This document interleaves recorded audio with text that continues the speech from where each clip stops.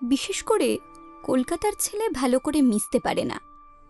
অপরিচিত স্থানে গেলেই হয় উদ্ধত, নয় নিশ্চুপ হয়ে থাকে। এই জন্য স্থানীয় লোকের সাথে তার সেরকম মেলামেশা হয় না, অথচ হাতে কাজও বেশি নেই।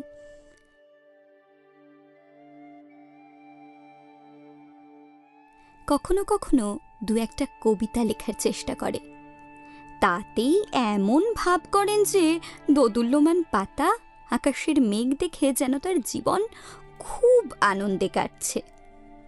কিন্তু অন্তর্যামী জানেন, আরব উপন্যাস থেকে যদি কোনো দৈত্য এসে এক রাতে সব গাছ কেটে পাকা রাস্তা করে দেয় এবং সারি সারি অট্টালিকার পেছনে আকাশের মেঘগুলো যদি হারিয়ে যায়, তাহলে এই ভদ্র সন্তানটি নতুন জীবন লাভ করতে